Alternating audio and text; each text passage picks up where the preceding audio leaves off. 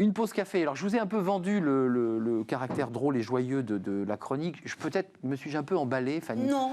Je ne sais pas si vous allez rire, mais en tout cas, hier, on évoquait l'idée d'être surveillé par des logiciels qui surveillaient les télétravailleurs. Là, on va quitter la France parce que y a comme ça des règles un peu étranges que des entreprises essaient de mettre en place. Racontez-nous, je trouve ça extravagant. C'est vrai que je vous avais promis hier, Arnaud, de vous faire voyager. Alors, je vous propose ce matin de partir en Chine, direction la province de Guangdong, à la découverte de cette entreprise où la liberté la plus primaire, celle d'aller aux toilettes, est fortement remise en cause. Cette entreprise chinoise, Anpu Electric Science and Technology, a récemment mis en place un système sanctionnant les employés qui se rendent aux toilettes plus d'une fois par jour. Concrètement, les employés devaient s'enregistrer auprès de leurs responsables, oui, avant d'aller aux toilettes. Et au-delà d'une sollicitation, bim, la sanction, bien sûr financière, vous l'aurez compris. Fin décembre, 7 employés de l'entreprise ont reçu une pénalité de 20 yuan, qui correspond à peu près à 2,50 € pour s'être rendus plus d'une fois aux toilettes. Et dans la journée en plus, donc c'est vraiment très restrictif. Une amende déduite de leur prime mensuelle. L'affaire a été rendue publique. Heureusement, bien sûr. Des membres du personnel ont dénoncé cette pratique sur les réseaux sociaux.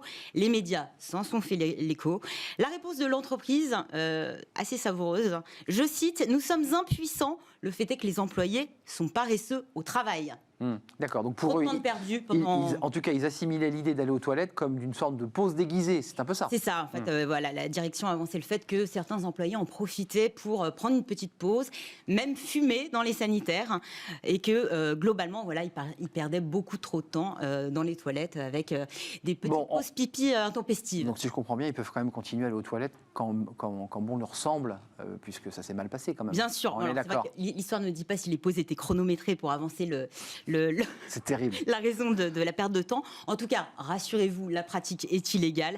L'entreprise a donc été forcée de modifier son règlement et de rembourser également ses employés. Alors on revient en Europe, Fanny, avec un exemple qui n'est plus lié évidemment à l'idée de pousser les salariés à travailler plus, mais à mieux les protéger. Là aussi, c'est poussé à l'extrême. C'est incroyable ce que vous allez nous raconter. Alors là, c'est vrai qu'on rentre en France avec un petit peu de technologie dans nos bagages.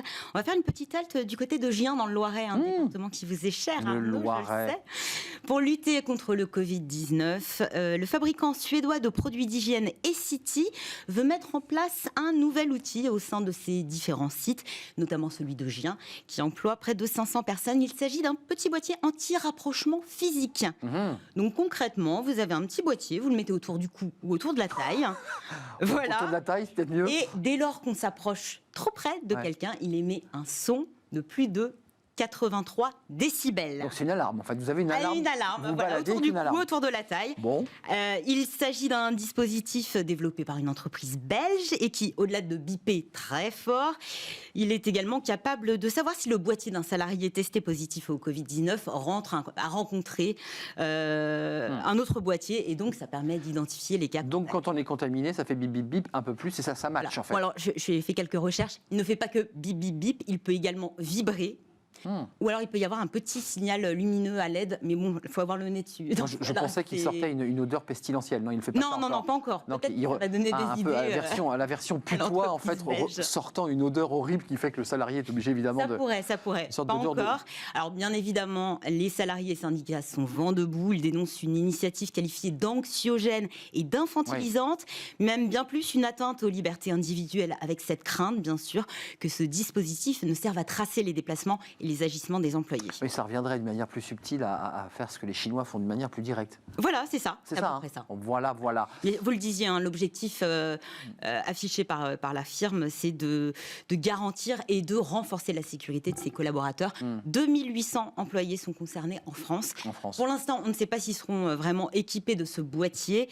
Il y a un CSE qui doit se réunir la semaine prochaine où l'entreprise devra préciser les modalités de fonctionnement du boîtier. Juste avant de nous quitter, vous l'avez vu ce boîtier, il est gros comment? Parce qu'un boîtier autour du cou, on a l'impression d'être un chien avec son collier anti-puce. Un visuel de ce boîtier, mais j'imagine que ça ressemble peut-être à ce que vous avez vous niveau son. Au niveau son, d'accord. Donc c'est plutôt un petit voilà. boîtier rectangulaire. Bon, mais mettez-le plutôt à la taille. Voilà, c'est peut-être mieux que Au autour du cou, cou. Oui. c'est peut-être pas du plus bel effet. Ouais. Je ne pense pas. En tout cas, merci Fanny d'être Merci venue à vous, Arnaud. nous éclairer entre Gien et la Chine. On se retrouve lundi. Oui, j'ai très envie de vous faire rire lundi. Ah là, on rit lundi. Ah oui, On j'ai a envie déjà de un peu rire. ri avec la pause pipe. Voilà, mais là, du concret. Mais du rire, du Voilà. vrai rire. Bah écoutez, on se retrouve. Bon week-end évidemment, Fanny. Bon week-end à On vous. se retrouve lundi. La suite de notre programme, c'est après cette courte pause. C'est les experts de Smart Job. Vous connaissez le rendez-vous. On va s'intéresser au couvre-feu 18h. C'est tombé hier par la voix de Jean Castex. Et puis on s'intéressera à ce PGE repoussé d'1 an, mars 2022. Et déjà, certains experts considèrent que certains commerçants ne pourront pas le régler de toute manière et qu'il faudra écraser cette dette. On en parle dans quelques instants avec mes invités après cette courte pause.